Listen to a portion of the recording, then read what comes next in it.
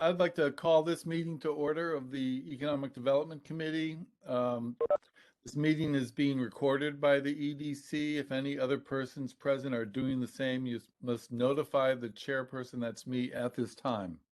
Yes, Jaden Grasdick.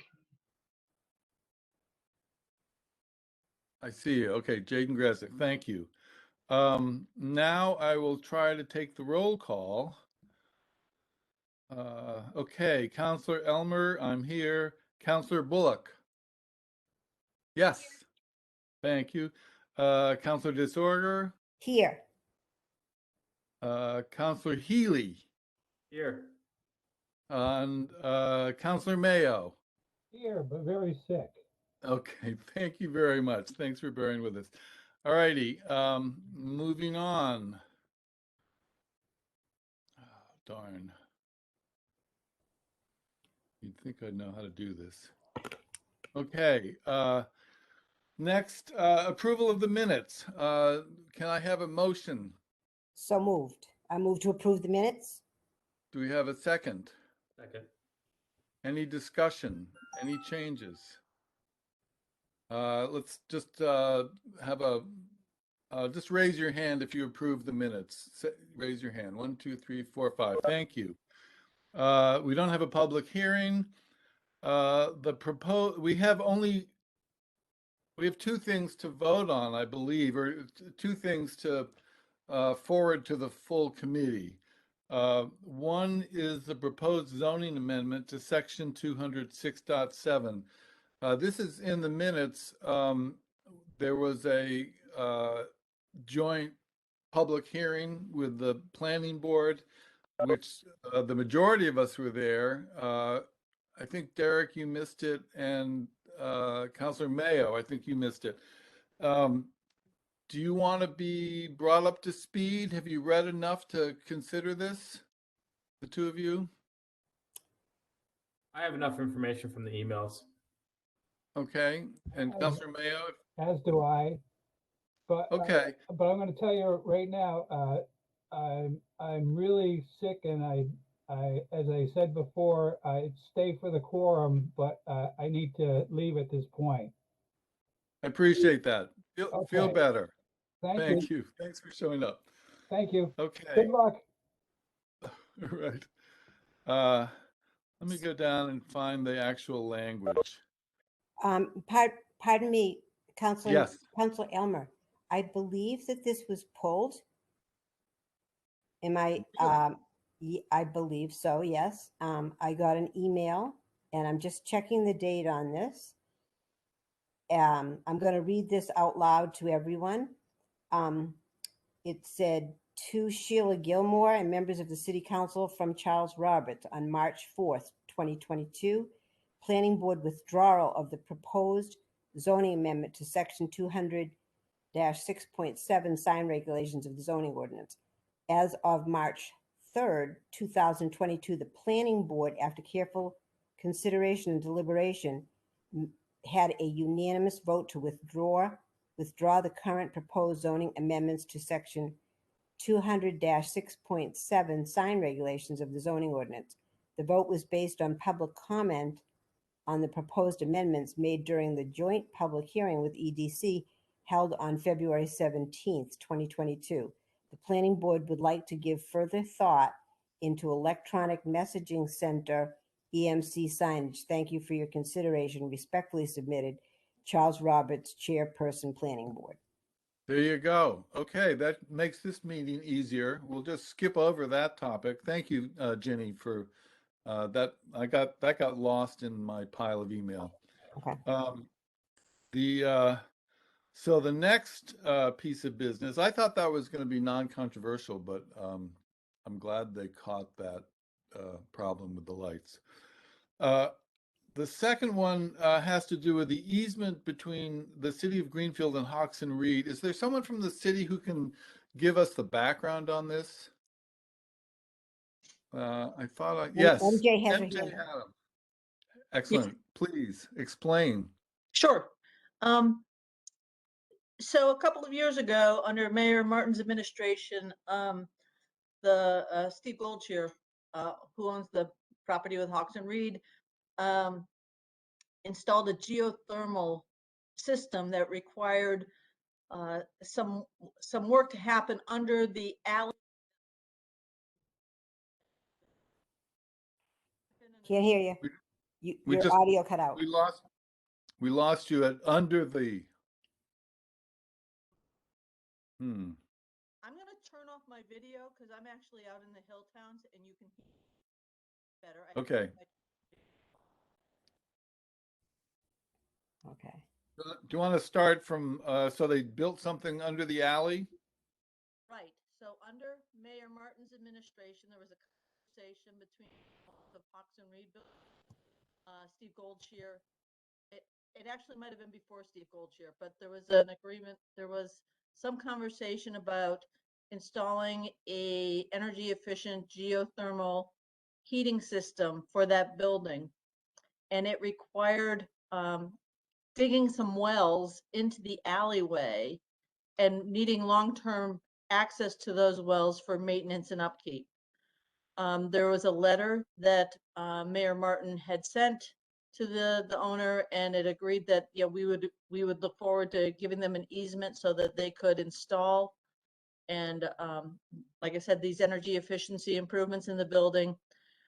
And it never reached closure back then. And what happened is earlier this year, actually, as we were talking about Court Square and easement issues, there was a conversation that easement had never been finalized and implemented. So we worked with Steve Goldshear, and they did up you have a site plan and legal language around the easement. And this would be a grant of an easement from the city to the owners of the Hawks and Reed building so that they would have access to the alleyway to be able to maintain and do the upkeep that they need to do with their system. Good, thank you. Clearly, lawyers wrote this this thing, the whereases. Anybody want to volunteer to read the order? Ginny, you've had experience with this. It's on page 16 in the. Okay, hold on. Wait a minute. Let me see if I can do both of these together. Oh, here, I've got a second screen. Let me do it because I've got it right Okay, in because I front of have me. to do it from my iPhone, sorry, Yeah. which is small. So it's order number FY 22-124, upon recommendation of Mayor Weidergarten, that it be ordered that the city council vote to accept an easement between the city of Greenfield and Hawks and Reed for a portion of the alley between Hawks and Reed and the city hall. Majority vote required. There's a written paragraph of explanation here, but I think we got even more detail from MJ. Any discussion? How do people feel about this? I think if it's mutually agreeable, I was fine with that. I was curious how far down they dug, but I couldn't find anything about that. I went to the Registry of Deeds, etc. I was wondering about that, but You are a deed nerd. I know. Well, you find out a lot on the Registry of Deeds, let me tell you.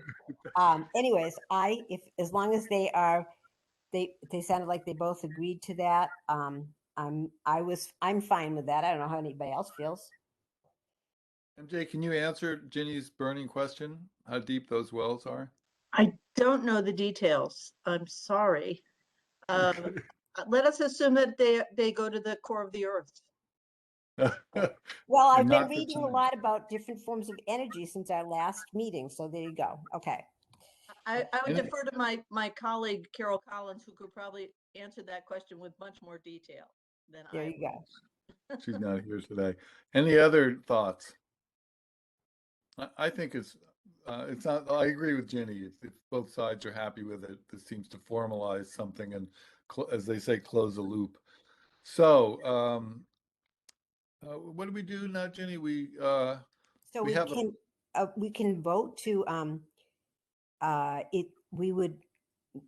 council will be looking to us for a a positive recommendation or a negative recommendation. So if everybody stated how they felt, then we could say, you know, you've read the motion. I'll second the motion. I'll second the Okay. motion, and then we could Right, take a little right. We were vote, and supposed to then do we'll that. know how we felt. Right, we were supposed to do that before the discussion. Thank you, Ginny. Um, If there's no further discussion, I think a voice vote would do it probably. All in favor of forwarding a positive recommendation to the full city council on this item, please say aye. Raise your hand. Aye. Aye.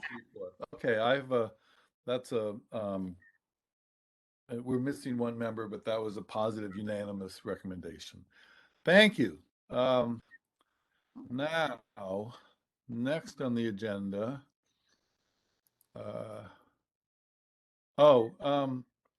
I think this is just a discussion item. Is marijuana the next thing on the agenda?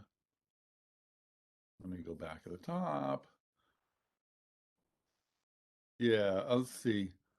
Well, no, we still have the Federal Street property, the gas moratorium, request for proposals on the industrial park. That was from Councilor Healy, and the proposed marijuana establishment on Country Club Road. So let's start from the top. Who here, besides me and Ginny, listened to the PIP, the Public Information, whatever, participation,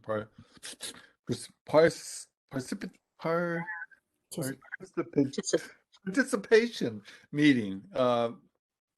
Derek and Marianne, you weren't there, I take it. I was Or there. were you? Miriam was there. I was on a beach Okay. in Florida. Sorry. Oh, good for you. Good for you.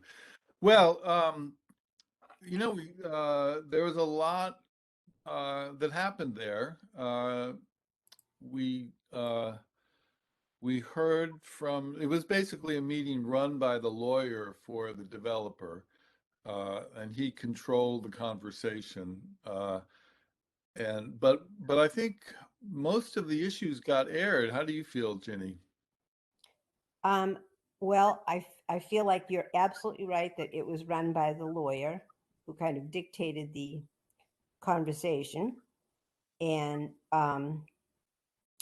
I didn't feel like we came to a satisfactory ending.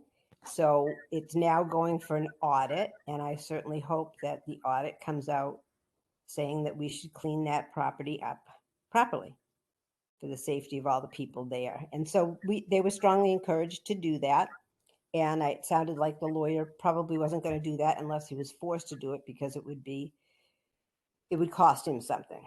So I felt like, you know, the voice of reason was that, you know, health was a priority. So we'll see how that comes out. And I think at this point, before anything proceeds, we need to hear what the audit comes with. I don't know if everybody would agree with that, but that seems like the next reasonable course. Yeah, I think that's right. We're kind of waiting for information. I did try to get Elizabeth is her first name, the head of the this region's part of the DEP. I think she might have spoken at one of your meetings earlier, Councilor Disorder. Was she there, or did we just hear about her? Anyway, I tried to reach her, tried to get her to come to this meeting. I talked to a staffer, and he said that's not going to happen. Maybe they would come to the Franklin County regional, the FERCOG, but she wouldn't show up at a subcommittee meeting of a town. But I had him on the line, so I just pumped him for all the information I could. As Yeah, I agree with you that the lawyer's position was he wasn't going to do a thing unless the EPA told him to. Mm-hmm. So I figured we had a chance. I had a chance on the phone with this guy to urge the EPA to put some pressure on him, and so I raised the things we've talked about. Why doesn't he spend the $30,000 he says it'll cost to make an active system?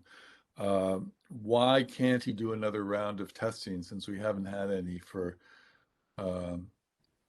many years? I forget. Anyway, 3 years, right? And and and I pointed out the little check mark on the the DEP's report about the state of the property, saying that they had concerns about the air, the quality of the air. So it just seemed like the the the reasonable way forward would be for the DEP to ask this company to do it. If they don't, I don't know. Well, it's not going to. I don't know what we do as a committee. I'm not sure we could pass, send forward a positive recommendation without more information. And the information that we need, I think, is in those tests. Right. That's my thoughts. I concur. Go Oh, ahead. I'm sorry. Derek, yeah. Quick question. So the last previous meeting, we were supposed to have an LSP representative from OTO on the call, correct? And they weren't available to make it last minute, right? So I guess where do we stand with getting OTO on the call and having these discussions with them? Because I have some concerns in regards to the testing, right? Yeah, he was at the PIP meeting. Okay. They did drag him out, and Reefer Pellegrino, whatever the lawyers. Censored him probably. Mm-hmm. Well, he said he didn't think it was fair to throw him to the wolves at this committee. He says he's a scientist, he's a sensitive guy, he's not comfortable, with this kind of pressure. And that's sort of the affect he had in the PIP meeting. Mhm. He was lit from behind by the sun going down, so that we couldn't see his face for most of it. And um, there was some there's some substance in his answers. He said that the reason that they did the passive system and not the active system was because of the high water level, Yep. which the DEP also said made it less efficient, but didn't say it made it impossible. And our water specialist, Glenn Ayers, suggested ways that it's done. So I'm not sure this guy is the best to answer engineering questions. Yeah, there's membrane systems you could put down, subslab membrane systems, but it's just a little disappointing that somebody was paid for a service and you're a professional and you can't stand behind it. My Exactly. opinion. Yeah. We had an LSP that came to, we had another LSP that came to this meeting who suggested an active subslab pressurization system. Mhm. And so we'll see. I too have spoken with the EPA and that John Ziegler from the EPA. And there are 100 petitioners, so we'll see what happens. And if we do indeed have high groundwater, what are we doing about further mitigation into abutting properties? Exactly. Right. Well, That's all I have. Sorry. Yeah, no, that's good. Listen, I'm happy to keep this sort of conversational, if we can. I think we get more information out more efficiently. Well, now I forget what I was going to say. I do want to add one thing, which was that for especially I think for Councillor Healy, because you weren't there, that there was a significant number of citizens that attended, which I think was wonderful. It went like at least a half an hour, if not an hour over the allotted time. And I do feel like there was that the amount of pressure that was put on them, there was some shift by the end from like, we are not doing anything, like, this, like, we did our testing, we did everything we're going to do, to like when Glenn Ayers and others were talking about these alternative systems that could happen, there was like, well, we could put a fan on the roof, like we could put there was some sort of like shift, which I thought was good. And I do just want to say that, like, I know there's like, I've gotten a lot of emails about this. I've had a lot of conversations about this, and I work with people who spend significant amount of time in that building, and I have for years. And the nature of addiction is that people are going to be in and out of that building and spend months of their lives in there. And so I do think it's on us to do diligence and make sure that these tests are done. And that, like, my question to them was like, why not spend the $30,000 and make your neighbors happy? And the employees in there, like, why would we even possibly put people at risk? And I think that's what's been so frustrating is like they came in saying we want to be a good neighbor, we want to be a good community partner. And for me, I'm like, I work with pregnant women who spend months of their lives in that building. Let's just do diligence and get it done right and quickly, because it's been years. Yeah. The if we can't get the LSP, maybe we can. I mean, we could get Pellegrino. That's his job. We could get him here and put some pressure on him personally. The the I'll ask. Let's see if we can get him, because he'll squirm some. Maybe he'll move a bit. And I thought it was important that he came up with a figure, $30,000, because if someone, a pregnant woman in that facility for 90 days has a miscarriage or a deformed baby or something bad happens, um, he's gonna, he could have fixed that for $30,000. That's, he could open himself up to lawsuits. It's not our job to tell him what to do, but, and again, this, just on the face of it, it's a residential treatment facility, and to call it, it's just, it sticks in everybody's craw. I think that's why people are upset. And let's see what we can do to do something about that. Ginny, again, go ahead. Yeah. Can I just say one last thing on this? This is why we have MJ here. Also, when this does close and we're selling it to this 401 Liberty, which is Rayford Pellegrini is I think the president of that, but we'll be giving that entity some sort of a TIF. The one that we currently have agreed to is a very significant one for 7 years, 75% off of taxes. And I just wondered, while MJ is here, won't we be renegotiating that, MJ? No. That's supposed to go forward as is. Does the city council have any power to affect that? Well, we're on the TIF committee, you and I, Phil. Yeah. But MJ, the way you say that sounds like we have a contract that's been signed and we're going to be stirring things up if we mess with it, which not necessarily opposed to that. It's a special tax agreement that was authorized and executed a couple of years ago. There was some conversation about the delay in the closing and whether or not that would impact the startup date, and the answers we received as no, that will not impact it.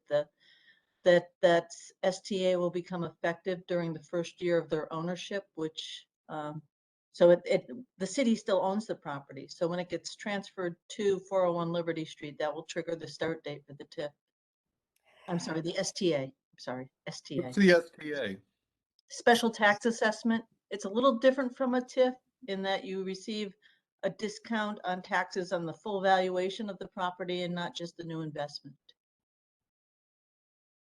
I'm going to take just a question about that. Who did we receive that from, and where we're not actually getting the answer? Who did we receive the answer for that we don't have to relook at this again? Because it was done in December of 2019, the agreement between the city council and this entity. And this was before any of this came up, that the remediation was not complete. I don't know what the word you'd say with it. I just have a little question with that, because that's a negotiating tool, if you ask me. I believe the conversation we had with our town council, our city council on that. I can circle around and confirm that for you, Ginny. That would be great. Might have to hear from him at some point. I'm wondering too what the like actual figures are. Like what is the tax on that piece of property and what is the 75% discount? I'll tell you. Oh, thank you, Jenny. Hold on one sec. As it happens, the Ways and Means Committee has asked for the financials on this property going all the way back. And so far, what they're saying is that they can't get it. You may have seen Glenn Ayers' letter saying he wants the state to intercede. He's a bulldozer. Yeah.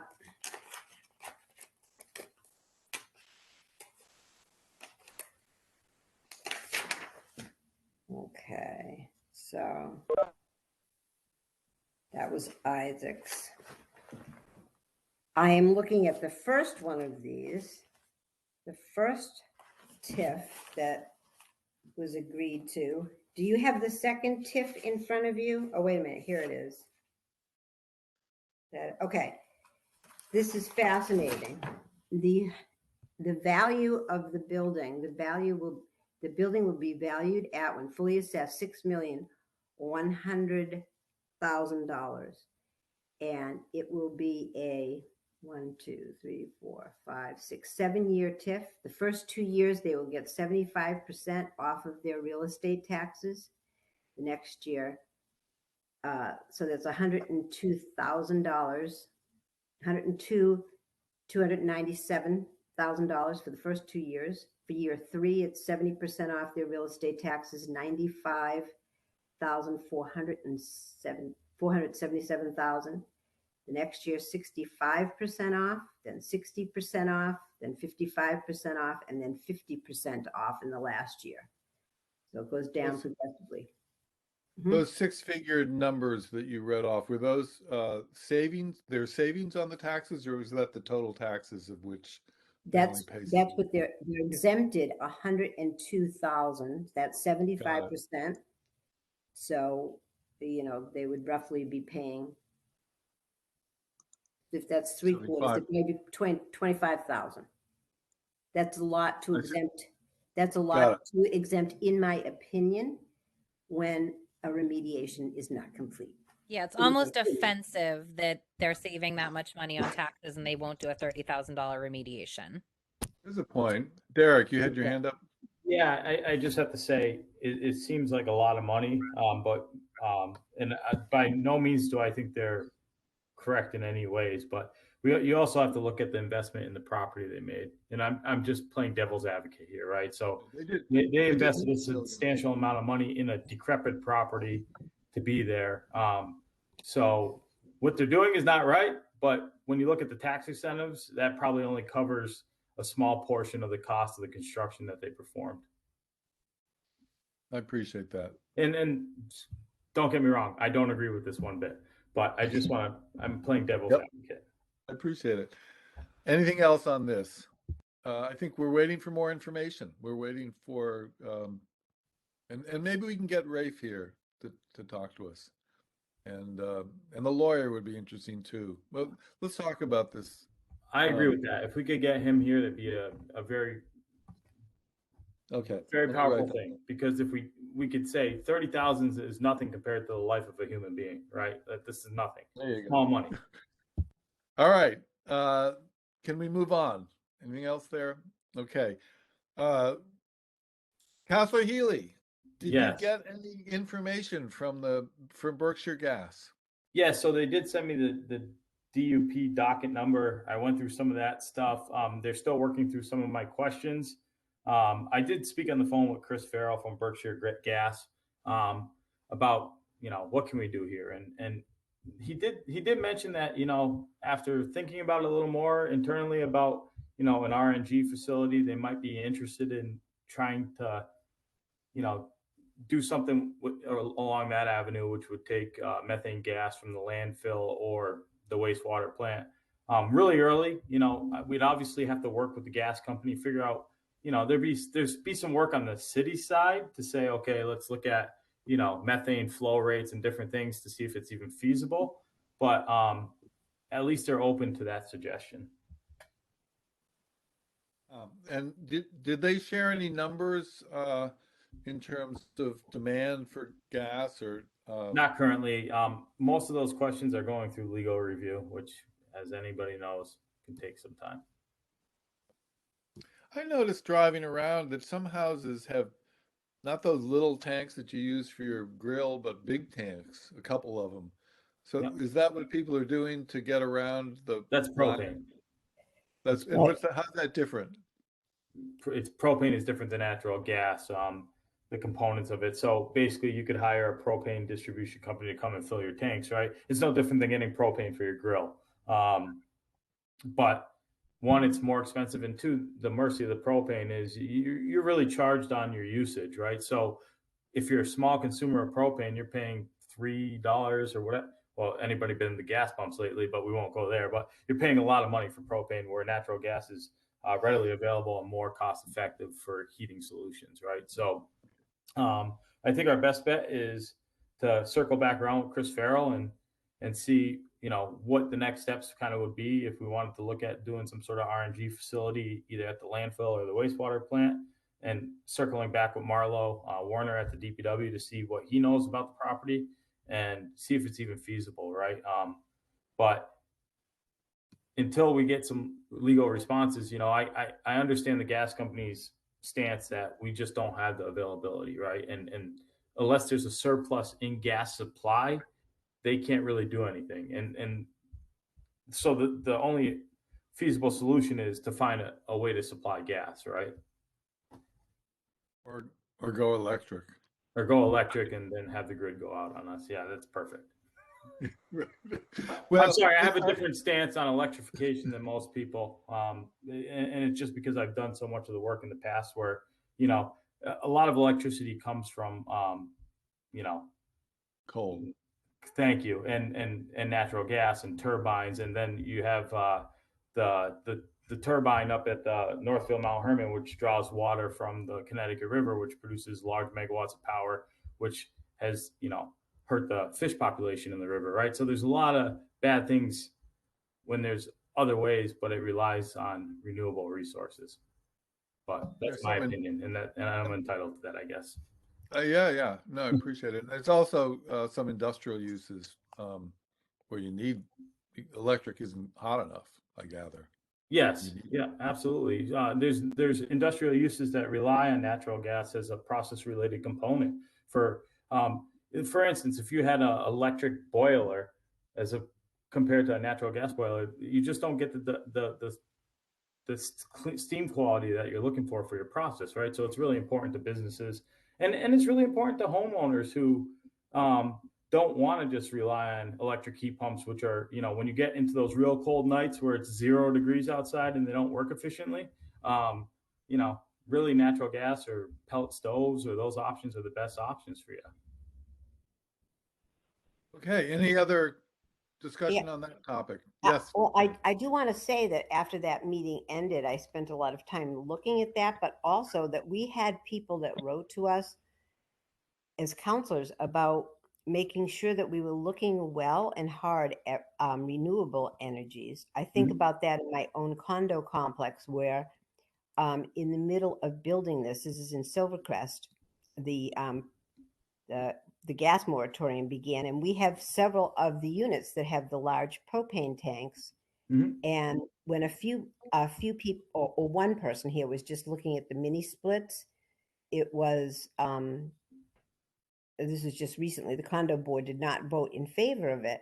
And I thought it's incumbent upon us, or I feel like it's incumbent upon me to be making sure that we're pushing for the renewable sources whenever we can. Like as a condo board, would we be allowing something that was not previously allowed, that the solar panels or the mini splits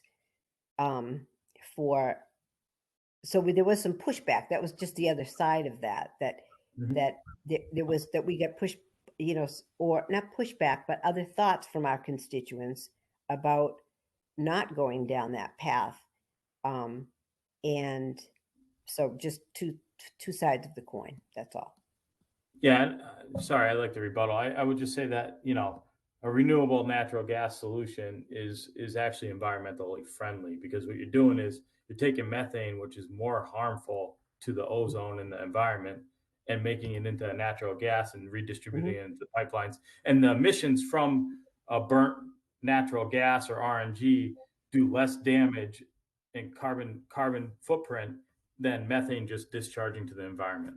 Okay. It's 70% less, actually. I want to bring this conversation to a halt, just because this We have is a lot to go over. This is beyond above our pace grade, they said. Anyway, also with your, for you, Councilor Healy, I sort of, what was this request for proposals about? I forget. Sure. So I did some more research. So we don't own any property in the industrial park, but in the mayor's state of the city, she had mentioned she was working with Mass Development on 2 parcels in the industrial park, to work with Mass Development to find somebody to move in, right? So I just wanted to make sure that, being part of the Economic Development Committee, we were involved in any potential developments in that process, right? So it's very important. Yes, the industrial park is great. You know, and I just want to make sure, if they do have interested parties, that we're involved in communications with those interested individuals to see what's best for the town of Greenfield in that development. So there's really not a lot of action item there. I'm just asking the mayor to keep us involved in any interest in those parcels. MJ Adams, what is the process here for these with these industrial parcels? Did you hear the question? I did. I will share with you that the Greenfield Redevelopment Authority does own a couple of the parcels up in the industrial park. Some of them have some pretty severe development constraints, so they haven't been able to be sold as quickly as we would have liked to, and they might not be developable at all. We have been exploring the feasibility of perhaps extending the industrial park eastwards at the end of the Mackin site, and Mass Development has been working with us to provide some engineering to help us evaluate whether or not that's feasible and what the cost profile would look like on that. But do RFPs go out on those? We not in my experience while we've had it here, but the way we've been handling the properties that we have is we have a broker, a real estate broker, who handles the marketing of those. Okay. So I know in other towns, when there's a town-owned property, they'll issue an RFP, like similar to what you did at the Lunt property, right? So, you know, I think there's a very good avenue in issuing RFPs, because you can work with the new developers to offer TIFs and give them some incentives to come to town, right? And it helps. It puts a little pressure on people to buy the property that are interested, because they might have competitors, even if they don't know they have competitors, right? So when they put in a public bid, they're like, oh man, we might be bidding against 3 other people. You might, economically, sometimes you get a better rate of return on the property, but that's just my opinion. Yeah. Well, I'll share with you that we have some of our existing advanced manufacturing operations that are looking to expand, and we want them to be able to expand within the footprint of Greenfield. So that's our top priority. Yeah. And I think the Mackin property is ideal, because it's that end is more gravelly material. The other end is all red clay, and it's really nasty stuff. So just. But I'm learning a lot about geography or geology. Yes, you are. So MJ, did I hear correctly that we have some local precision manufacturers who are interested in developing, in using what was going to be the big box store property? I don't think I'm at liberty. There's been some conversations exploring that possibility. Okay, good. I won't put you on the spot. Okay, can we move to the next thing? The which is the report. I was hoping to get him here in person, Eric Torog, and instead he couldn't make it, so he sent a report, which was in your folder. Anybody need a summary of what he said? Did you get a chance to read it? I mean, my question was, how many of these things are out there, and why are they taking so long? And I've learned a little bit about why they're taking so long, because we're getting a lot of mail about one of them, the one on Country Club Road. Let's just talk about that. How do you feel? Have you seen those letters? And yeah, go ahead, Jenny. I was on planning board when we wrote the initial zoning laws on that, and went to all of the Cannabis Commission meetings online. And the specifications on the tiers go from 1 to 11. When we initially wrote the zoning, I believe we were tier 1. When we went to growing in the RC, we went to a tier 11, which is, I believe it's 100,000 square feet. It's you're allowing a larger field, A basically. larger field. So what my understanding from reading that is that it would be 3 tier 11s. And that is not the intent of the zoning law. In our zoning regulations, it says the proposed project shall be consistent with the purposes and intent of this ordinance. And I think that, well, Phil, you and I voted on that. When we voted on it, I know I intended to make it a tier 11. I did not intend to make it a tier 33 because there's no such thing. And interesting. It has to fall within those regulations. The Cannabis Commission was allowing up to a tier 11. They're not sponsoring a tier 33 either. So and mostly it's our zoning regulations. It says that we should follow the intent of that. And I think that I personally would not be in favor of that, because I think it's defying the intent, and it's not within the letter of the law at all. So I think that the neighbors that were writing had a very valid point. I hadn't seen that in the letters. Anybody else? I'll just share that's news to me. That I did know that there were what they were proposing was 3 different farms, basically. But there's one lawyer representing all 3 of them, and all 3 of them seem to be friends. Or that's what the lawyer told me. So it does look it smells a little bit like they're trying to work around the zoning. Is that fair? That they're trying to Yes, it's all on the same address. It's the same, right. It's the same address. Yeah. And they were going to build 3 barns. I was a little, I mean, maybe I shouldn't say. I mean, the smell of skunk weed, I'm not sure how much that would lower property values, but I do think we should follow the zoning law. Anyway, this has many stages to go before it comes to us. First, they have to get it past the state Cannabis Control Commission. Then they have to go to the ZBA, the Zoning Board of Appeals, and I think they also have to go to the zoning board or the planning board, and the abutters have to be heard.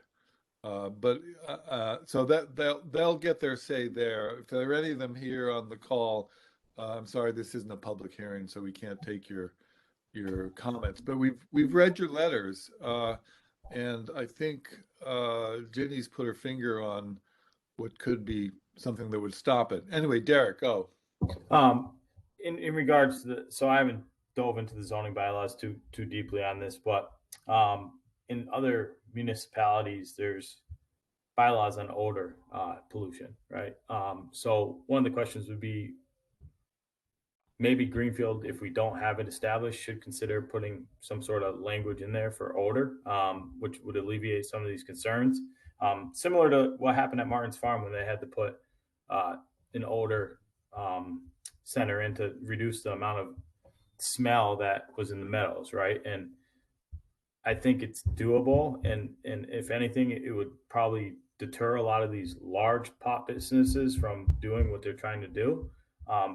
Don't get me wrong, I think it's great for the economy. I think everything from it is tax incentives are great from the pot industry, but in that location, there's a lot of concerned citizens, and they should be concerned. There's kids that live over there, you know, and nobody wants to walk out their back door and smell, you know, weed, right? So. Well, I don't speak for everybody. The I don't know. I could argue it round or flat. On the one hand, it's a cash crop like corn or potatoes, and we are a farming community. Farms are one of the legs of Greenfield's economy, and I've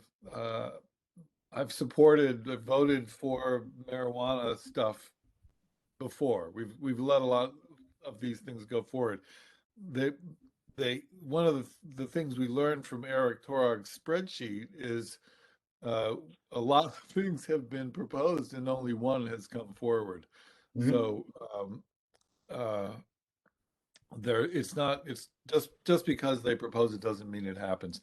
Anyway, I think Ginny, we've learned something from you tonight. I think this does look like a workaround, trying to work around the limits of what's it called, Tier 11, and I think that might be a problem for us as an economic development committee. So, what else is on the agenda? I just wanted to add that a lot of the emails that I got about this, I did get some about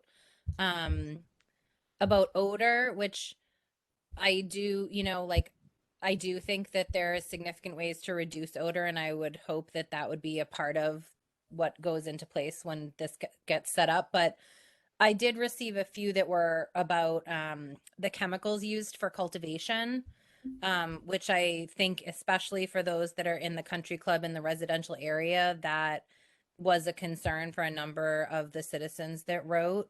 And there is, like, if you look at what marijuana cultivation has done in Northern California, to rivers, to small mammals, that was sort of the concern that I was highlighted for me in the letters that I got from folks over the last 2 weeks.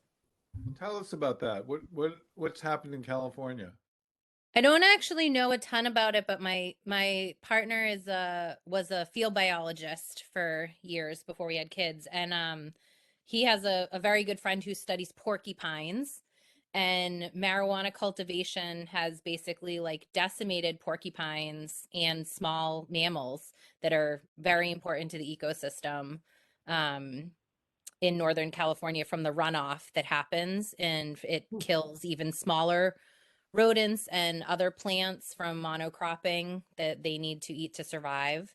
There was a documentary that I watched about it a while ago that he recommended, but I know that a lot of the communities in Northern California, although they've survived off of the underground marijuana growth and now legal in California, it has really wreaked havoc on the earth there. And so I did get a number of emails that were expressing that concern for having chemical sprays, chemical runoff, that sort of thing in a residential, especially to abutters in that neighborhood.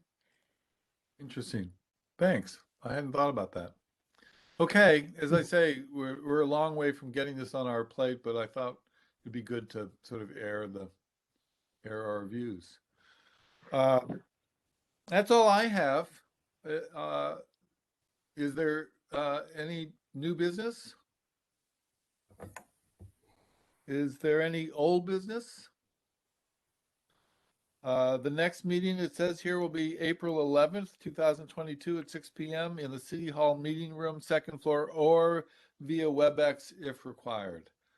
I'll take a motion to adjourn. So moved. Disorder? And do we have a second? Second. Thank you, Councilor Healy. Okay, thanks a lot. Take care. Till next month. Bye-bye.